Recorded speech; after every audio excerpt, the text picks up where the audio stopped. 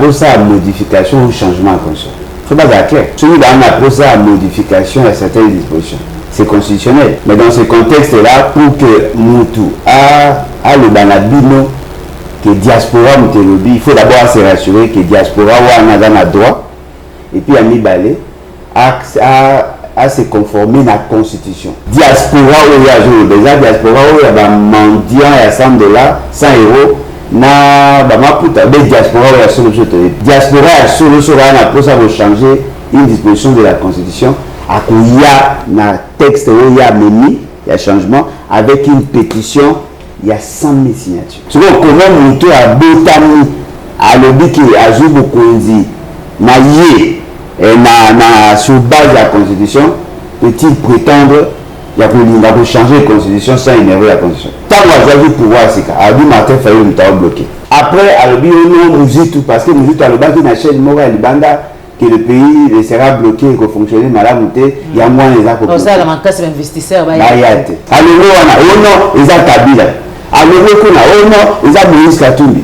Alors, non, ils ont peuple. Aluki, aborder la constitution. Lobby, il y a un moment d'église. Oh, bon, il faut aussi ça va liste à la réunion sur l'aïe. Ce qui constitution la veille qu'on bloqué. Tu comprends qu'en 2018, le bilan est largement négatif. Ben, ça veut dire que le bilan est positif. Comment peut-on avoir un bilan positif avec une constitution qui bloque? Le président de la République n'a pas le pouvoir de changer de constitution. Je défie quiconque. S'il le fait, il le fait en anarchiste. Naturellement, alors, tous ceux qui vont prendre les armes pour les renverser auront un fondement constitutionnel. Donc, si cette constitution n'existe plus, c'est dire que gérer en tant que nan. Alors, gérer en tant que Moutana Mindoki. Et toi, là, on a posé à changer de constitution. Alors, quand tu as fait, c'est qu'on a le pouvoir. Vous vous trompez. Vous comptez quand on a soldat au bazar en Simanabino, na milice. Sur le plan légal, vous n'avez pas le droit. Sur le plan sociologique, vous n'avez pas le droit. Même sur le plan mystique, vous n'avez pas le droit. Tous les départements de l'État politique, il y a eu des dépassements. Il y a eu des dépassements à 190% la présidence de la République. Il y a des ministères où il y a frappe, il y a Makassi, il y a le ministère il y a des dossiers où le ministre de la Finance a sali, où le c'est qu'il a impliqué dans le bilan. Na carte tu peux la boule au tout, ministre de la Finance a lié. Papa n'a pas manqué d'aller. Au Puna, dossier où on va CP. Plus de 130%. Dans le Parlement, plus de autant de pourcents dans le gouvernement. Là où on n'a pas vu de dépassement, ils ont quand même cause des tribunaux. Mais ça a dit que par jour, l'Assemblée nationale et le Sénat consomment à $1 million par jour. Il y a fonctionnement. Le Parlement dans son ensemble ne travaille que pendant 6 mois. Le reste des jours, il y a un service minimum, il y a cabinet à président. La plénière s'est raté. La commission, c'est raté, tout les vacances parlementaires. Mais tu peux ça $1 million par jour. $1 million par jour. Mais ils sont quand même arrivés à dépasser le montant. Parce qu'ils sont autorités budgétaires. Nicolas Kazadi. C'est lui qui est à la base de tout ça. C'est lui. Tout dépassement dans ce pays, c'est lui. D'après vous, qu'est-ce que Sassou Nguesso, président Sassou Nguesso, papa Sassou Nguesso, a gros ça en faveur du Congo pour résoudre nos problèmes? Il a quel moyen? Toi, on a un problème dans la partie est bandéonation à Okufu, à Osani. Toi, on a un problème à Nzala, à Osani. Toi, on a un problème à Banzela, il y a courant. Toi, on a un problème à Maï. Toi, on a un problème, il y a insécurité, ils ont battre le plein à Wana Kinshasa. Tous ces problèmes-là, il n'a aucune solution à apporter. Le parti à président Sassou, et ça la alliance na bango, ça la alliance, en partenariat, na parti il y a monsieur Kagame et le frère a fait ce qu'il. Ça la bloqué na bango. Action belé à Rwandais et seulement na Congo Brazza. Notre problème, les amis, problème de la certification n'a noté. Notre problème, c'est d'abord la capacité à sécuriser nos frontières. Si nos frontières ne sont plus poreuses, si tous les éléments qui sortent de nos frontières et bimaka par devoir sain, par devoir officiel, on sera en mesure de certifier. Parce que tel que nous sommes là, la certification se fait déjà. La certification à bois, la certification à la mine, la certification à carburant, tout ce que nous vendons à l'extérieur, ils sont certifiés. Mais la grande difficulté maintenant, le marché parallèle échappe au contrôle de l'État. Tout ça pourquoi? Parce qu'il n'y a pas, on n'arrive pas à restaurer l'autorité de l'État. Il faudrait que l'État existe d'abord. Alors capable, il y a qu'à contrôler tout ce qui s'est fait dans son espace, il y a qu'à orienter les actions des individus et même les actions publiques. Si nous arrivons à avoir une bonne administration, cette situation-là est qu'au cesser yango moko. Bateau balinga ko résoudre le problème à Congo sans l'administration publique. Baza na tina monte baloba. La plus grande faiblesse de l'État congolais, c'est la faiblesse de son administration. C'est la corruption qui est en train de gangréner. Il faut combattre la corruption. Or, on ne peut pas combattre la corruption avec un monsieur comme Félix Tshisekedi. Attention, vous la convention, vous jouez la traité. Pour apologie au Félix Tshisekedi, même le diable lui-même est surpris de voir que Moutazana a habilité à ça, à Beko Lekaye.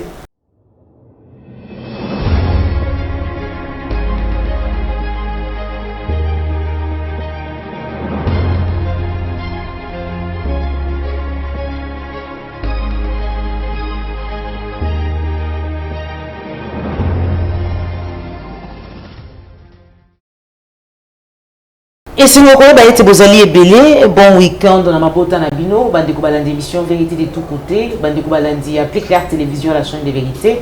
Mbote na bino, mi pa union se joint mi bino. Merci la confiance, merci la fidélité. Vous allez renouveler la carte à la chaîne de vérité, plus Claire Télévision. Alors, dans le souci à conformer nous dans la vérité, nous l'avons mangé comme dans le bac plus Claire Télévision, ils ont des chaînes où est sur la caméra, Matalimbo Kanabiso, Nabosolo. Voilà pourquoi mon cours moi les lots, ici sur ce plateau, moi Mboka Tanamboulodjoa, où Azali Bongo, président, il y a parti révolutionnaire, les battes, les vents et bâtissants, au Bengiango, et le monalier de Tokosoamon, Matalimbo Kanabiso, sur ce plateau, à qui je dis déjà bonjour, moi Mboka Tanamboulodjoa. Mbote Mamangai, Mbote Nabalandi, en tout cas, merci beaucoup pour l'opportunité. Boni les battes, santé, bien oui, ça va, les battes, ça bien qu'on a connu un retard par rapport à la série, à la formation, tout ça en conception, élaboration, évaluation de projet, parce que justement, tout ça qui commande à ordinateur, livraison de SAMT, on a connu les battes, ça va, président, les autres cours là, c'est quoi là? Ah ouais, tu veux sur l'ordinateur, tu veux sur la main peut-être. Ouais. Tout ça qui commande, tout ça, ordinateur à seconde main, mais fort malheureusement, moyen tout y a nango et bâti des choses à Kinshasa parce que on a connu un petit souci. D'ailleurs, on a profité de l'occasion, il y a eu sa DG, il y a TNT, il y a eu un envoi ou réception à Bakoli. Ceux qui ont fait le téléphone pour téléphone les autres et pour permettre les bisots tous avoir ceux tous yeux en haut. Pardon de te passer la série à la formation parce que on le fait sur Zoom. Il faudrait que tous s'organisent, que tous les intervenants basent la possibilité à ça de manière synchronique. En tout cas, dans mon bureau, Fandi et tout, effectivement, c'est quoi? Bon, tu vas adhérer, bien que nous avons remarqué que bon, c'est vrai, c'est normal que nous ayons une vision, mais que vous avez bien dit que vision il y a qu'un arrêt pour bâtir ça. Pour bâtir ça, il y a une idée, non, voilà, le dialogue, il faut tout se préparer pour que le dialogue, au moins, les gens toujours comme les gens autant parmi administrable, ça c'est pas intéressant. Tout ça est fort, tout ça politique autrement. Comment ça peut politique pour juste. Alors, mais ça là pour l'intérêt de tout le monde. Voilà. Nini les battes Zali Kobanza, personnellement, yo, aux alliés Kokamba, les vents et bâtissons, na maïmatali modification et constitution, dernièrement, Olandaki, président de la République, le Linga Talisaki, était à côté à équipe Moko et Sengeli, Babanza Malamu Mingi, pour nous couper ça, Namboka Nabiso, Mobeko Likondi, où les alliés na grandeur, tout les alliés dignes à Mboka Nabiso, Olandaki Patrick Mouyaya, Augustin Kabouyo, Batali. Ils allaient à président de la République, mais il y a diaspora congolaise où va Koutanaki pendant ces jours. Parce que mon baron le déjà un sens. C'est comme si le bas Makambo statut règlement intérieur il est sacré. Maintenant, on a posé ça à modification ou changement en conscience. Il ne faut pas être clair. Celui-là, on a posé ça à modification à certaines dispositions. C'est constitutionnel. Mais dans ce contexte-là, pour que Moutou a le banabino, que diaspora Moutelobi, il faut d'abord se rassurer que diaspora a dans le droit, et puis à Mibalé, à se conformer à la Constitution. La Constitution lobby, l'initiative, il y a qu'on modifier ou sinon il y a qu'on réviser certaines dispositions, et donc on a soit le président de la République, soit le gouvernement, soit le Parlement, les chambres du Parlement, ou sinon, on a une frange de la population par pétition signée par 100 000 personnes. Si vous diaspora où il y a déjà diaspora où il y a un mendiant à 100 $, 100 €, na diaspora où il y a solo diaspora à solo pour ça vous changer une disposition de la Constitution. Il y a un texte où il y a menu, il y a changement avec une pétition. Il y a 100 000 signatures. Diaspora, il y a pour changer la Constitution. Pour qu'il y ait changement à la Constitution, il faut qu'il y ait une crise persistante où les gens pour empêcher le fonctionnement il y a l'institution. Il faut qu'il y ait une révolution, un fait politique marquant, et ainsi pour dissoudre les institutions et la Constitution. Or, nous avons le pouvoir de dissoudre l'institution, avant de dissoudre la Constitution. C'est comment nous avons botani à l'objet qui a joué beaucoup sur base de la Constitution, peut-il prétendre qu'il faut changer la Constitution sans énerver la Constitution? Non, parce qu'il y a des dispositions qui bloquent avancer, tout peut vous cambier. Comme quelle disposition, par exemple? Comme quelle disposition? Ah oui, la Constitution, ça dit bloqué. Non, le Constitution, là, il y a des dispositions limitées. Et là, il a été capable de se faire les dispositions de changer, à tout changer la Constitution. Il faut que ça soit telle disposition, telle disposition, telle disposition. Maintenant, le côté ridicule, il y a pouvoir faire ce qu'il y a. Tant qu'on a vu pouvoir, c'est qu'il Martin Fayou nous a bloqué. Martin Fayou a comme ça la promotion en tribalisme. Après, alors, nous tout parce que nous dit à l'Obaki n'a chaîne morale banda que le pays sera bloqué et que fonctionner malade, il y a moins les accords. Ça, la manque d'investisseurs. Après, on a économie, non, et d'ailleurs, Mabunda, na Yumunkamba, na tant de mandamés, les accords bloqués. Après, on a économie, majorité parlementaire. J'étais surpris de voir Félix Sekedi, na Monga Fula. Oh non, la chef coutumier, il y a ça, il y a ça, après, comme il y a minimum, mais il y a ça, il y a une inondation, il y a quoi. Alors, il y a Kabila. Alors, il y a Moïse Katumbi. Alors, il y a peuple. Ceux qui disent qu'il se dépresser parce que le peuple a confiance dans l'unité. Alors, il y a Kagame. Alors, il y a M23. Alors, il y a la Français, il y a la Belge, la communauté occidentale. Alors, il y a la communauté internationale. Alouki, aborder la Constitution. Lobby, il y a un moment mort, il y a un moment d'église. Bon, il faut que ça va liste à la réunion sur Yaï. Maman, la compétence est le président de la République, et la présidente de la Constitution, et je bloqué même. Qu'au président du Conseil des ministres. Là, puis un exemple. C'est lui qui est le président du Conseil des ministres. A sali plus de 100 conseils des ministres. Plus de 100 conseils des ministres. Depuis qu'il est en fonction, la mandature passée. Plus de 100 conseils des ministres.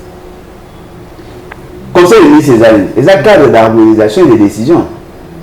Ce qu'on a eu décision lundi et on a eu décision vendredi.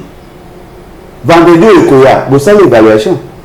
Ceux qui vont montrer qu'ils ont un problème de similité, qu'est-ce qu'on fait? On prend les mesures correctives pour que vendredi, ceux qui mesurent les accords apportés. C'est comme ça qu'on gouverne. Le pays n'est pas bloqué par rapport à la Constitution. Le pays est bloqué à cause des insuffisances de la personne de Félix Sekedi. Parce qu'il n'est pas un leader. Bon, ce qui est Constitution l'Amérique est bloqué.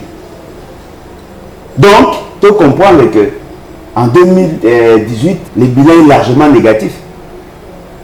Ça veut dire que le bilan est positif. Comment peut-on avoir un bilan positif avec une constitution qui bloque? Soit, beaucoup ça dit bilan est positif, soit, vous en avez raison. Or, ce qui dit vous en avez raison, et la question de la constitution est mabé, et naturellement, là, dans ce contexte-là, bateau, Bazui Mandoki, M23, va trouver légitimité par le fait que la constitution est mabé. Pour le condamner bateau, Bazui Mandoki. C'est le fait que Babimi la philosophie de la constitution d'après l'interprétation de Babou.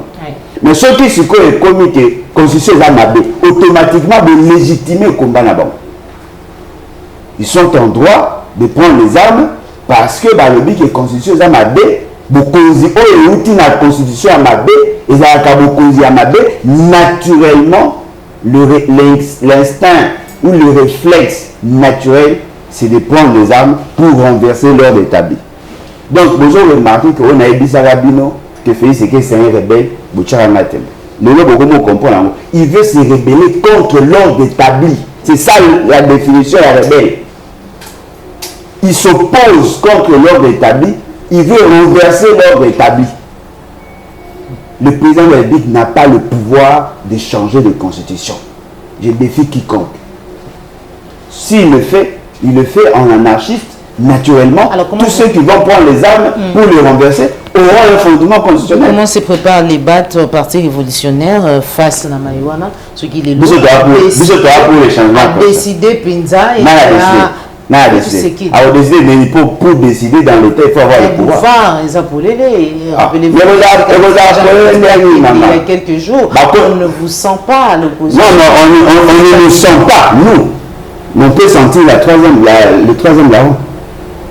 Vous pensez que si Félix Sekedi a sali changement de la constitution par la force, pensez-vous que dans la relation à l'homme de Dieu, pensez-vous? Non, mais s'il y a dépravation de mœurs, il y a renversement de valeurs, tout le monde devient anarchiste. Dans la relation de l'État, peut-être les battes vous amenez les amis, maintenant la relation de l'État. D'après vous, intention, bien qu'au ici même. Pour qu'il y ait changement de la constitution, il faut qu'il y ait une crise. On doit constater qu'il y a une crise. Tant que la crise là n'est pas identifiée, vous n'avez pas le droit à changer la constitution. Mais là, imaginez, on appelle ça un exemple. Mobutu était président de la République. Il a trouvé une constitution qui était la constitution à Luluabo. Cette constitution ne pouvait pas être applicable parce qu'il y avait beaucoup de crises. Il renverse le pouvoir en 1965. Qu'est-ce qu'il a fait? Il a dissous la constitution et toutes les dispositions. Cette abrogation de la constitution, et PCM Linisako a un texte où il corrige Mboka pendant cette période. Il a proposé une constitution qui a révolutionné en 67. Il y a eu crise, il y a eu renversement du pouvoir, il y a eu changement de la constitution.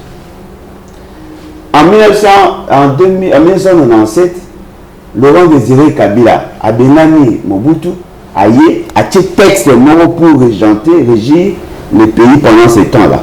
La constitution à Mobutu, ils avaient qui déjà Mabé, la transition, il y a eu un texte à Sika, après Nasuka, il y a Koufi, moi on a eu.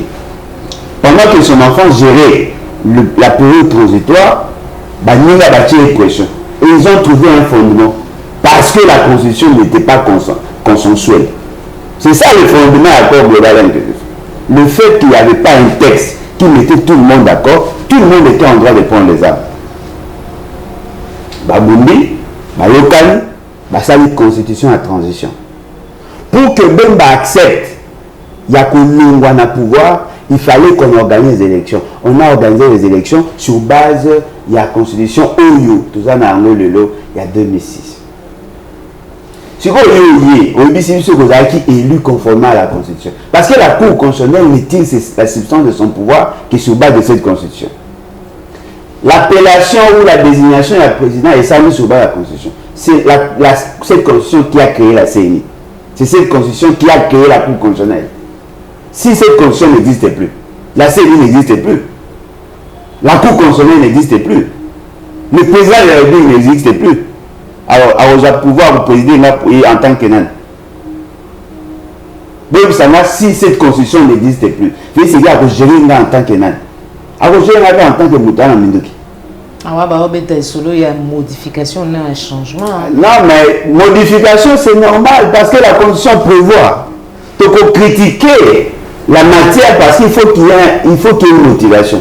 Mais le changement à la Constitution, initiative, il n'y a que le peuple, il n'y a que la révolution qui peut justifier le changement à la Constitution. Alors, vous avez une proposition, c'est ici. Il faudrait d'abord qu'il y ait une révolution.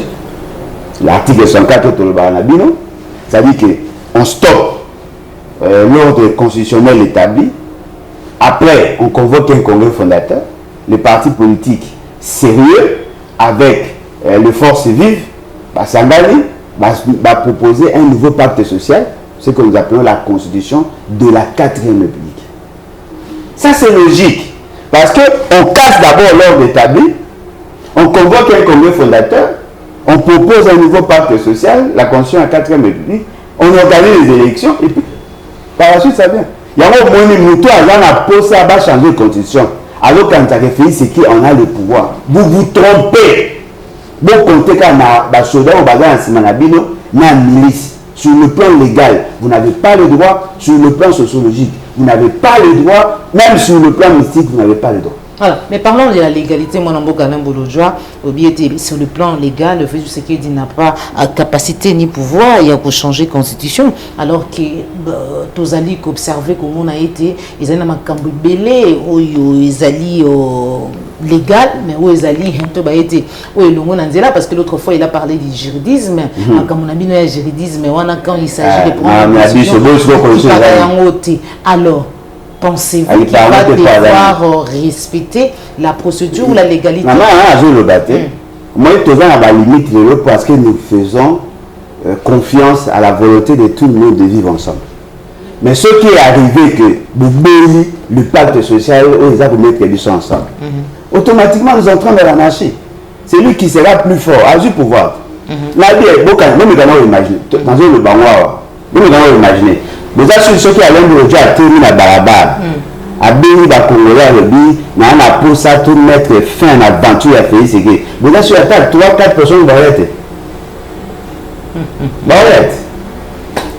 C'est quoi le moment? Ceux qui m'ont béni, parce que là, on va besoin de battre. C'est grâce à cette constitution que les 450 tribus et les femmes dans les calmes. Mais ceux qui constituent les exaltés, cette union-là est brisée. Il faut parler de la constitution, le quoi acte à mariage.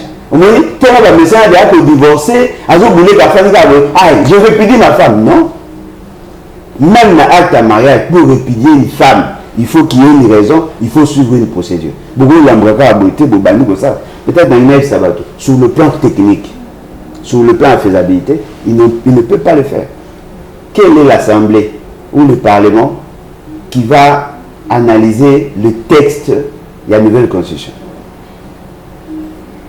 Parce que l'Assemblée nationale telle que Bolobi et les Sénats tels que Zali n'ont pas la compétence de statuer sur un texte en dehors de la constitution. Parce que tout ce qu'ils vont faire en dehors de la constitution, ils est légitime. Automatiquement, vous légitimez le 1-23. Si vous mettez en cause la constitution, vous légitimez l'action du 1-23. Voilà.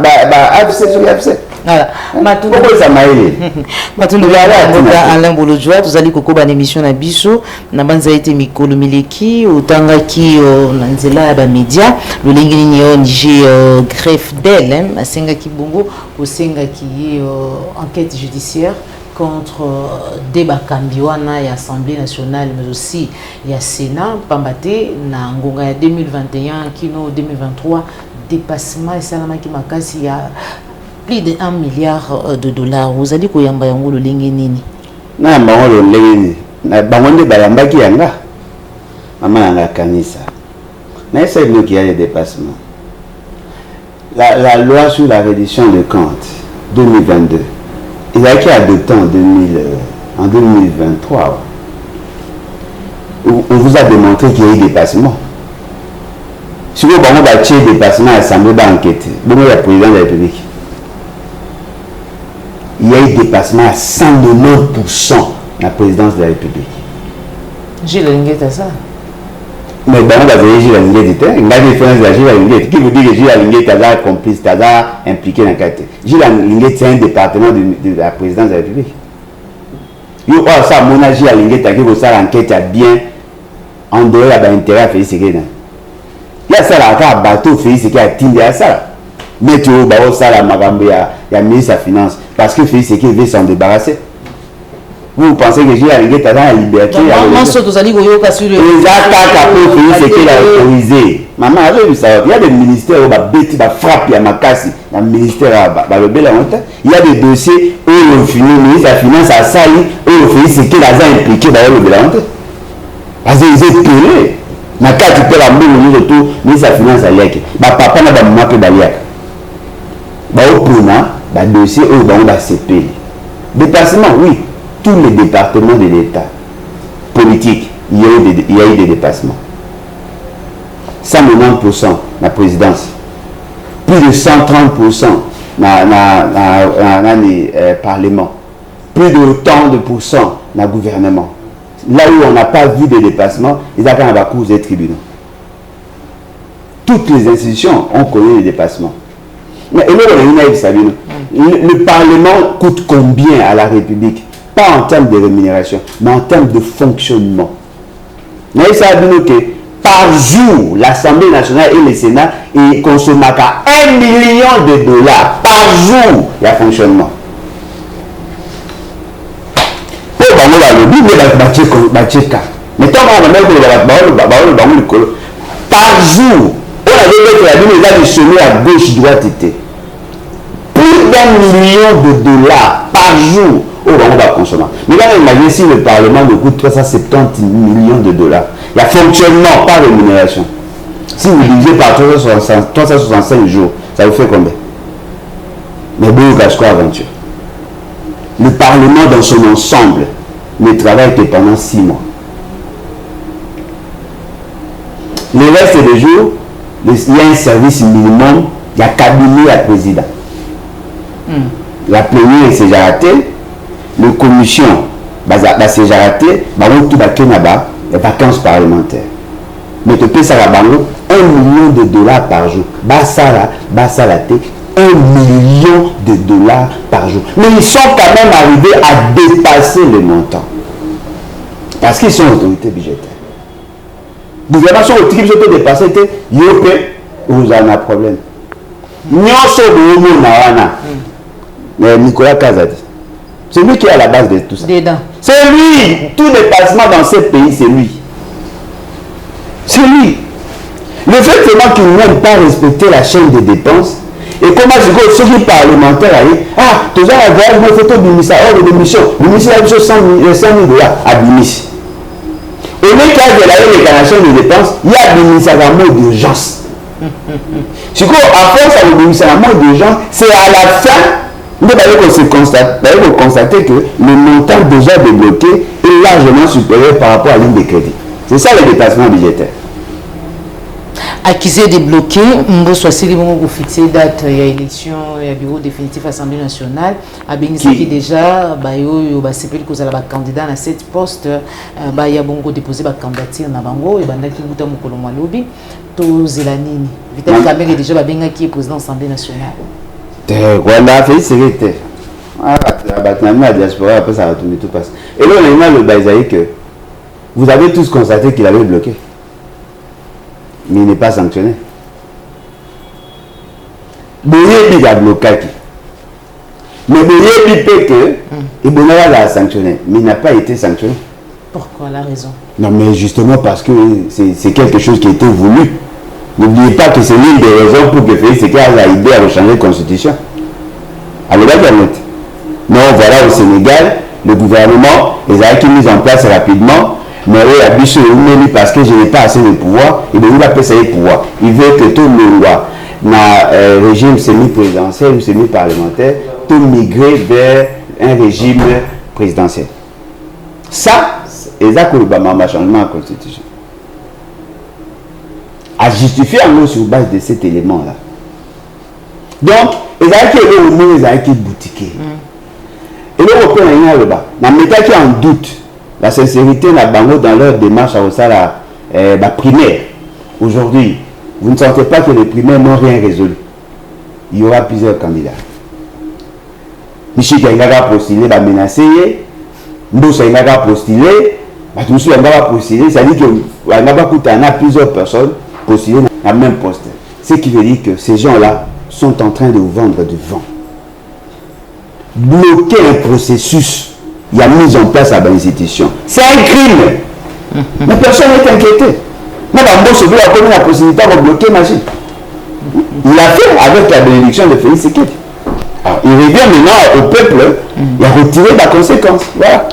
Merci beaucoup. Moi, Mboga Lambolo Joan, tous allez kokoba toujours la émission Vérité de tous côtés. Président de la République, après avoir posé un Mboka pour la telle situation sécuritaire.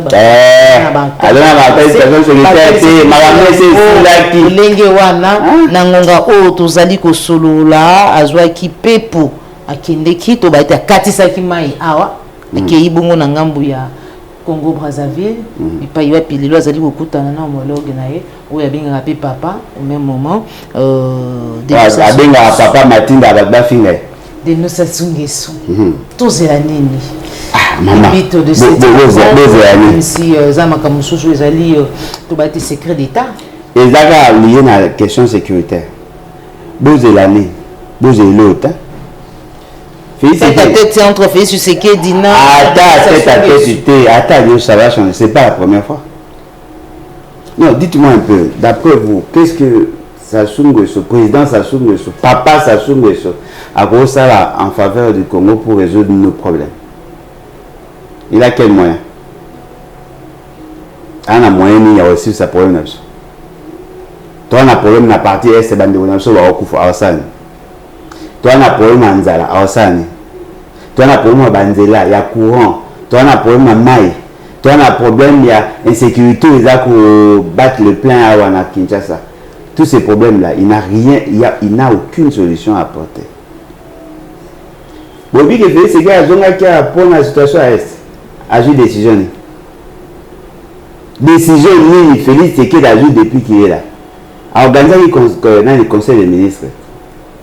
Boyoki ba résolution bazui ayami batafond monétaire international avec Nicolas Kazadi. Boyoki décision moko bazui en faveur de la partie. Boyoki ça moke batindi mbongo kuna pour que ba prendre en charge. Il y a rien. Il y a rien. Rien du tout. Moutou par contre avec l'inga sala quelque chose et là plutôt maman Denise qui n'a pas une fonction d'état. Alinga bet sa concert, ba mobiliser ba moyens pour que permettre Mbongwana et Sunga déplacer les guerres. Est-ce qu'il faut remettre ça à concert? Il y a un peu de temps. Si vous avez toujours le bar, l'État a saisi. Nous avons tout la partie Est. L'État a saisi nous va déplacer les guerres. Dans ça, la bête à la mbela. Mbongwana na passe, Mbongwana biso à Est, il a un problème.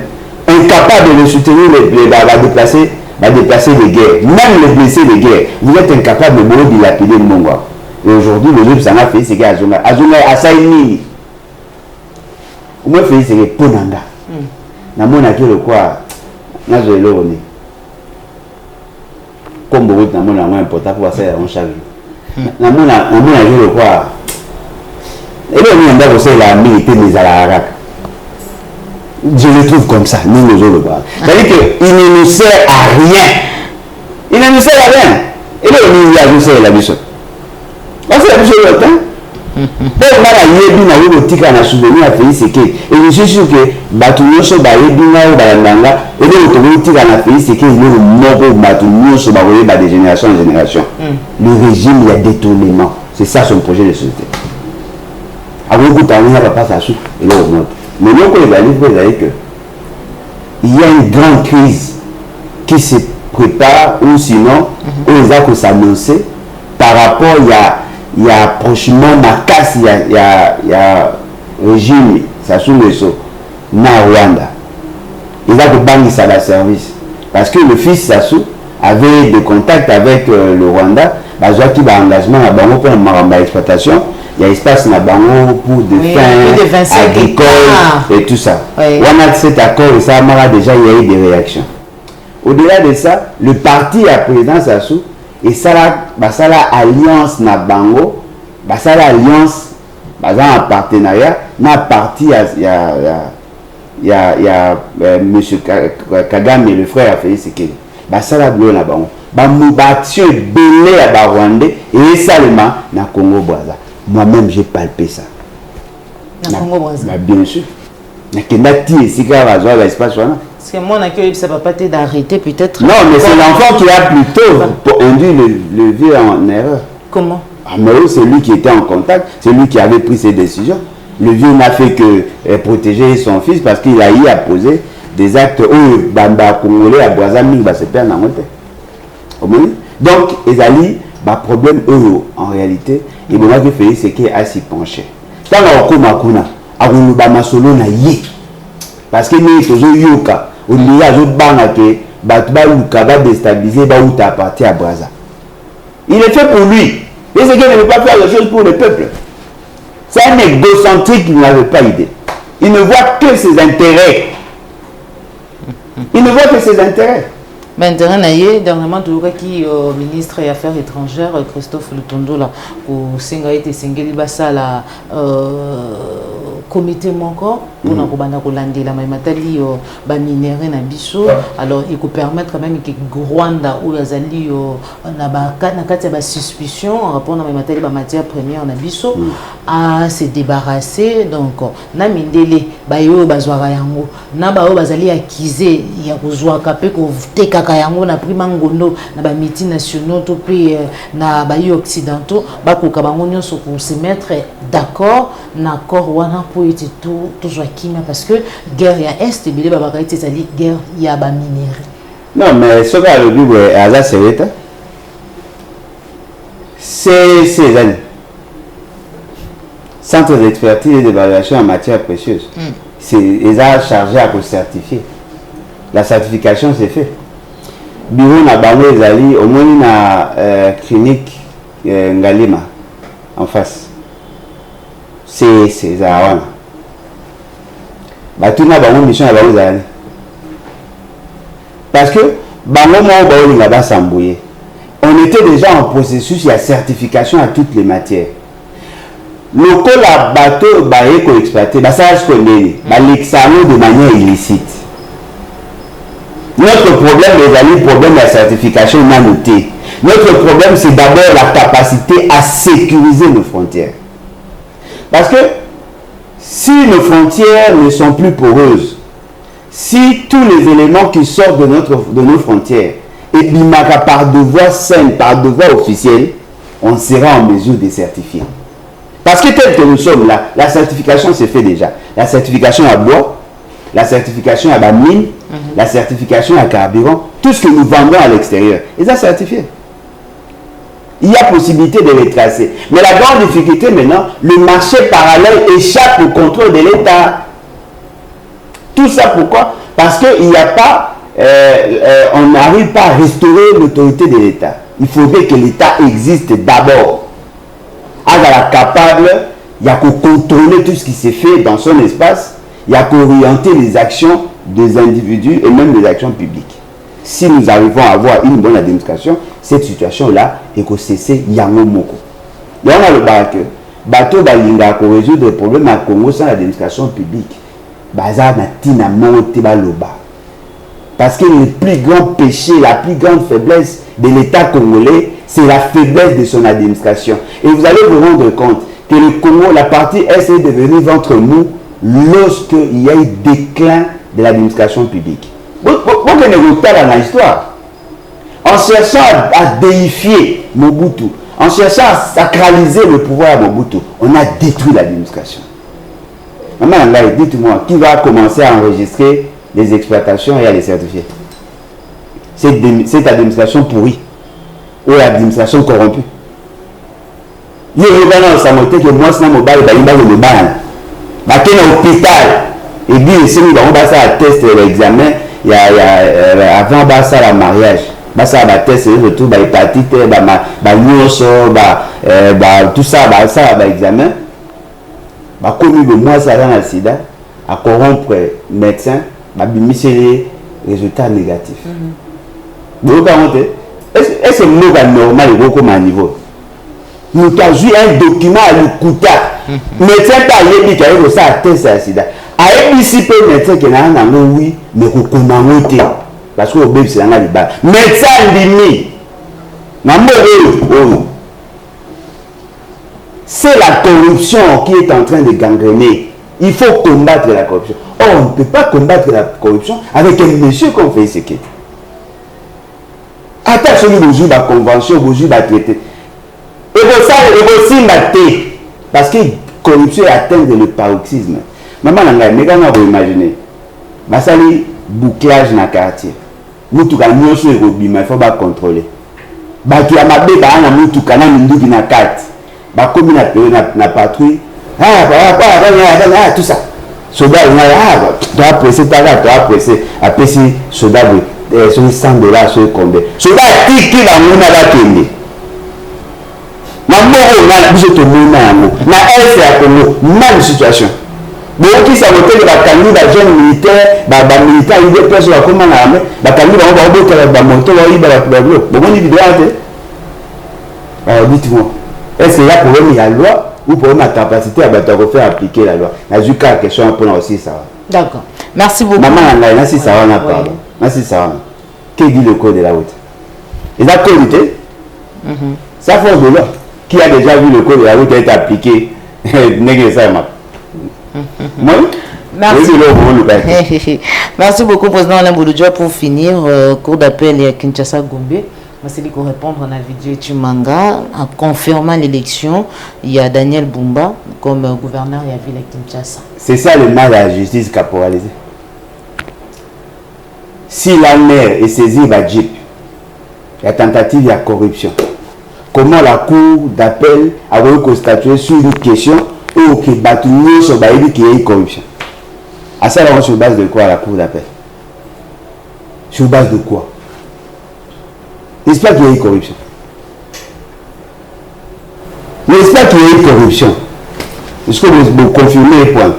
Tu as besoin de preuves Zangi. Mais on est candidat à JIP. Kabila a sali déclaration à dire la motivation est normale. Mais la cour d'appel a eu. Alors, peu importe. Mais oui, parce qu'il a le secrétaire général de la famille présidentielle. Merci beaucoup. Mais président ça, il faut sonner. Et moi, là, solution papa, comment ça fait le président de ses enfants? Est-ce que c'est le pays a un président? Mais moi, je réponds, je pour extrémiste. Merci beaucoup, Président Mbouloudjoua. Awande Toti, l'itonon na émission Vérité de tout côté à Mokolomolilo. Message, nous avons une sur Valandi. En tout cas, moi, je pense que le peuple doit arrêter d'attendre de nous des solutions. La solution est au terrain d'un peuple. On ne libère pas un peuple. On aide un peuple à se libérer. C'est ce que nous faisons. Prenez-vous en charge. Et ça va bien. Avant que les choses soient trop tard. La bétail m'a sauvé à Dig Hall. Beaucoup de déjà commencent à en pleurer. Malé, bon, surtout, pas et bimi, tout baïkoé. Auto bête a une fois par 619 millions de dollars. Ba bête une fois puis il y a un bloc pétrolier. Mais bon le bela on a honte. Yangonde lelo Kinshasa ba to ba okemba. Maman, alors ils ont frappologie au fait c'est qu'il y a une ango. Même le diable lui-même est surpris de voir que Moutazana ba habilité à ça ba to ma beko le cahier. Même le diable a surpris. 619 millions de dollars. 619 millions de dollars. La même société au fouti bango, dans le cadre de dommages et intérêts, au PC bango ba bloc pétrolier ba exploité. Pendant autant d'années. Député a mis ici aux vidéos de zone ici sur la scène. Il y a des députés qui ont dénoncé Maramé ya Sakima.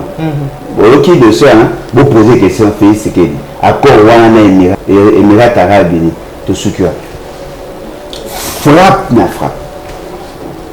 Peuple, prenez-vous en charge. Voilà. Merci beaucoup, peuple, prenez-vous en charge. Maloubaya, Mwanamboukala Mbouloudjoua, président à les battre, levons-nous et bâtissons. de Tukabwani, Tukutani toujours sur Plus Clair Télévision, la chaîne de vérité. Merci à Jonas Nidia de la réalisation, puis la propos la Yombe, mais aussi à la Union, au besoin qui va vous en tout cas, merci. Au revoir.